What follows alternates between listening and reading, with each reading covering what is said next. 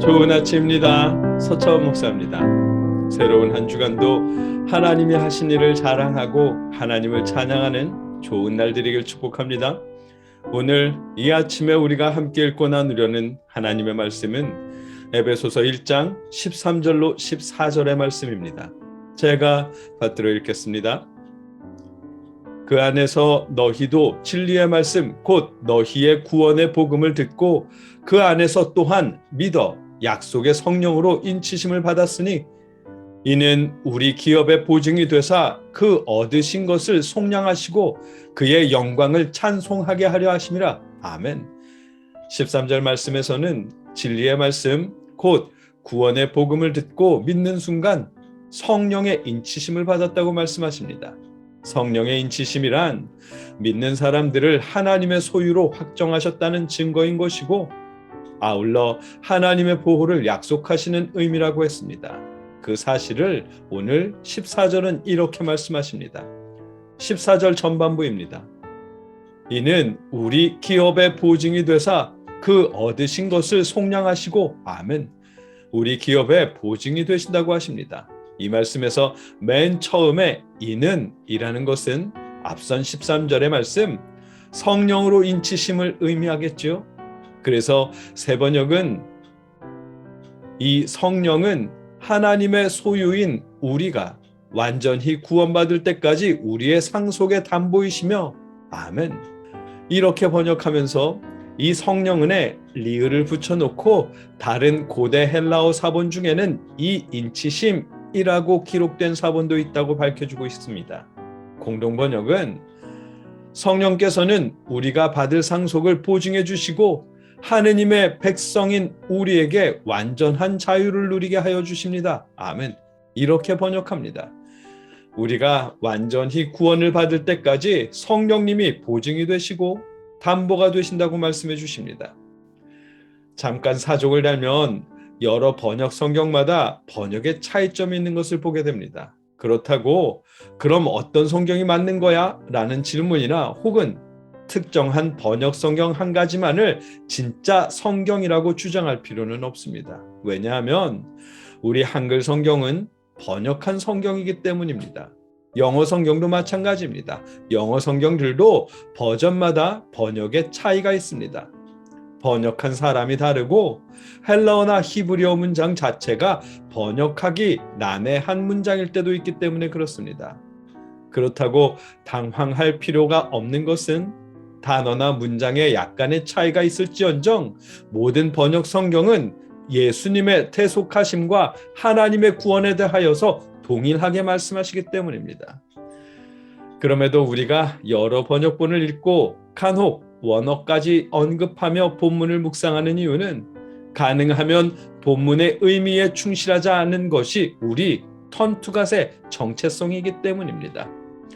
여러분들도 여러분이 읽는 성경만을 가지고 말씀의 의미를 단정한다거나 설명하려는 마음은 조심하시길 권합니다.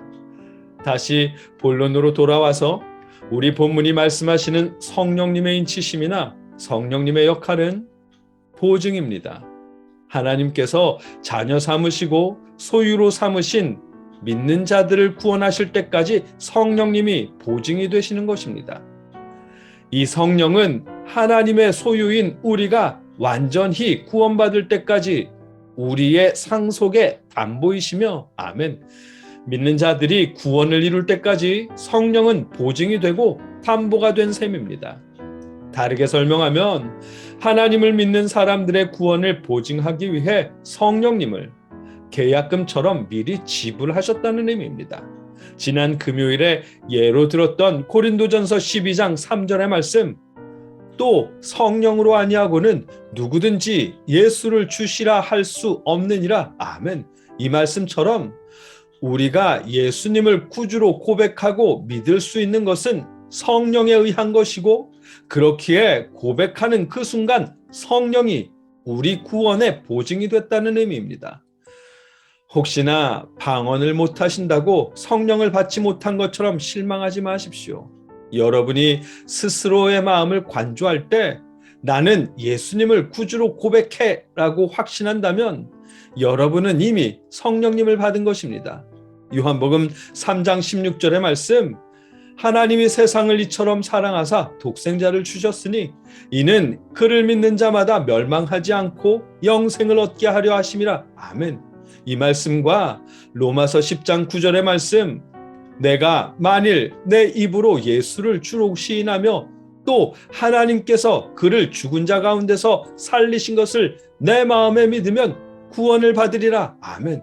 이 말씀처럼 조금도 의심 없이 예수님을 구주로 믿는다면 성령을 이미 받은 것입니다.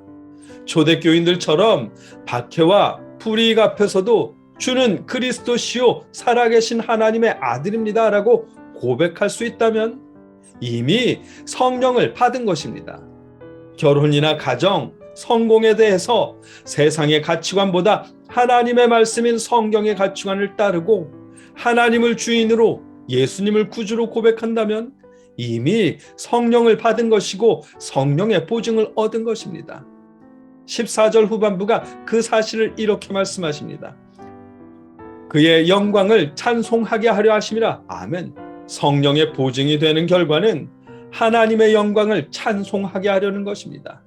돈이나 명예를 자랑하는 것이 아니라 자신의 외모나 지식, 소유를 자랑하는 것이 아니라 하나님이 하신 일, 하나님께서 베풀어 주신 사랑과 하나님의 구원의 약속을 자랑하게 하려 하신다는 것입니다. 찬송한다는 말은 그런 의미입니다. 여러분이 예수님을 구주로 고백하고 하나님의 말씀을 가치관의 기준으로 삼으며 하나님께서 베풀어 주신 일을 자랑하는 것이 곧 성령의 인치심이고 구원하실 것에 대한 성령의 보증이며 여러분이 성령을 받은 증거라고 하십니다. 오늘 본문 말씀의 의미입니다. 특별한 기적이나 신비로운 일들만 성령을 받은 증거라고 여기지 마십시오. 더 중요한 것은 요즘 같은 어려운 시대에도 믿음이 흔들리지 않는 것이고 예수님을 믿는 것을 떳떳하게 드러날 만큼 하나님의 말씀에 따라 살아가며 하나님을 찬양하는 것이 더욱 중요한 성령을 받은 증거입니다. 왜냐하면 성령은 구원의 보증이 되시기 때문입니다.